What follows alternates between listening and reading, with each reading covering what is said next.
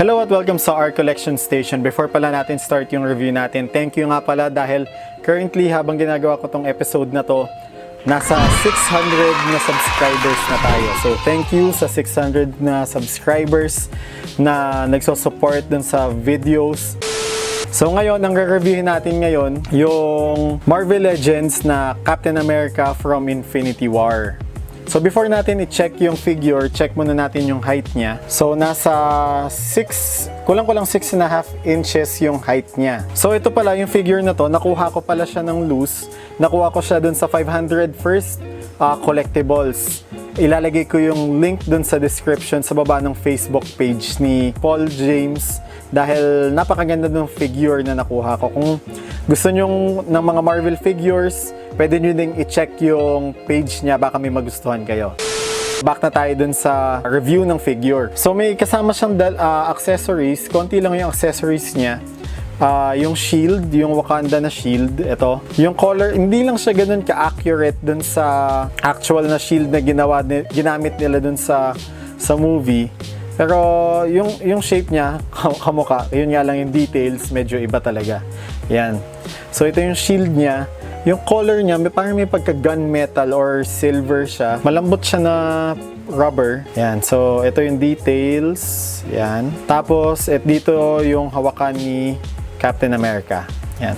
Tapos may alternate na hand siya. Ito. Okay naman yung detail. Medyo, ayan, kita yung parang may mga ugat-ugat pa. Kaya maganda yung ginawa nila sa mold ng kamay. Yan. Parang may mga ugat-ugat yung kamay niya. Tapos ngayon, i-check na natin yung actual na figure. Check natin yung details. Ito lang, medyo hindi siya ganun kamuka ni Chris Evans. Pero yung detail ng mukha niya, maganda naman. Yan. Yung beard, maganda yung mold ng beard. Tapos yung bigote, okay din. Yung sa mata, maganda din yung detail ng mata. Pati yung hair, okay din yung pagkakamold nila. Yun lang, yung dito parang hindi yata nila naidikit ng tama yung sa part na to.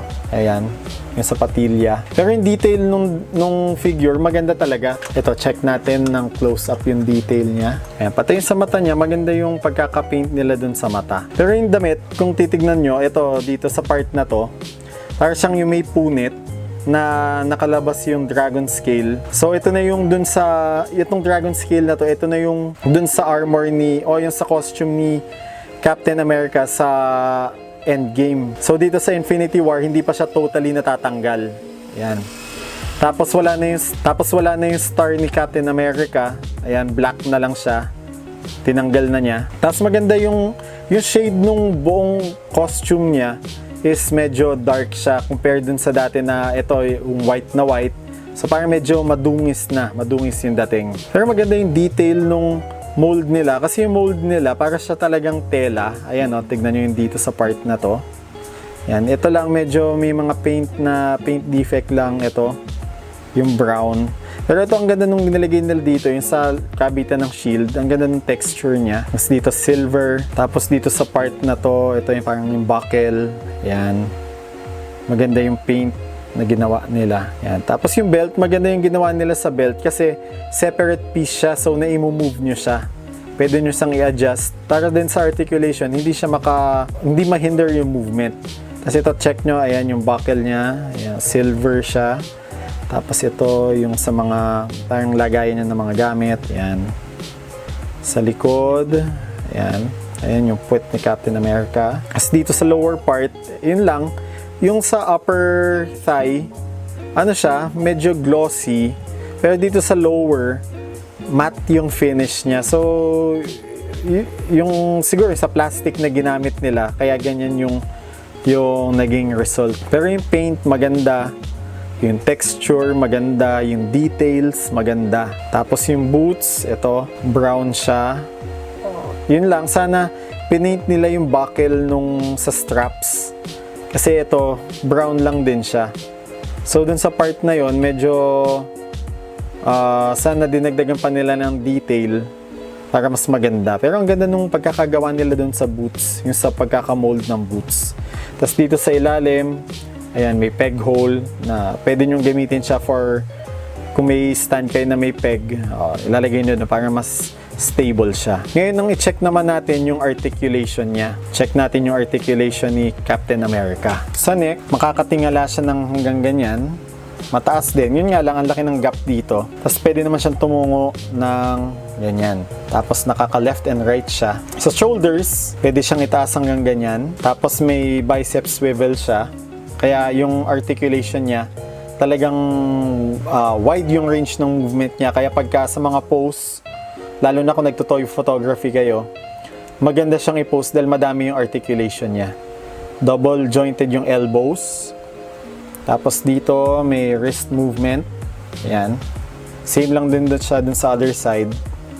May ab crunch. Ayan, pwede siyang mag-bend ng hanggang ganyan. Tapos pwede siyang tumingala ng ganyan. Tapos may waist movement din siya. Ang maganda, pwede nyong iangat yung belt. Makaka-move siya ng freely. Hindi makaka-restrain yung movement dahil dun sa belt. So, pwede nyo siyang i-adjust. Maganda yung ginawa ni Marvel Legends doon. Tapos sa lower part, ito, pwede siya mag-split ng hanggang ganyan. May upper thigh swivel siya. Tapos, double jointed yung knees. Tapos dito, sa boot cut, ayan, sa boots, pwede siyang, may swivel din siya. May ankle pivot siya. Tapos, tutungo na ganyan. Pwede din siyang itaas ng ganyan. Kaya sa articulation, sulit na sulit yung figure dahil madami kayong magagawa sa kanyang mga pose. Ngayon, ikabit natin yung shield ni Captain America, yung Wakanda na shield. So, malambot lang naman yung kamay niya, kaya madali lang ikabit yung shield dun sa loob. Tapos ngayon, palta naman natin yung kamay. Madali lang siya ikabit, kaya pwede na siya na yung pose na makikipaglaban siya. Tapos ito pala, yung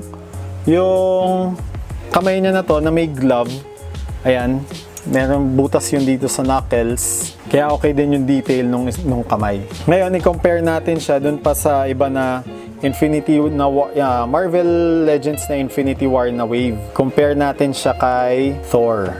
Ayan, so medyo malaki yung height difference nila. Ayan, medyo naging mukhang totoy si Cap. Tapos itabi na din natin siya dun sa Captain America ng ZD Toys na Endgame. Yan. So, itong dalawa, malaki talaga yung height difference kasi itong ZD Toys na to, nasa 7-inch siya. Yan. So, ito yung Dragon Scale na. Yan. Kung gusto nyo pa na mapanood yung review nito, ilalagay ko na lang yung link dun sa description sa baba. Yan. Let's compare natin siya dun sa height Mark III ng ZD Toys na Iron Man. Yan.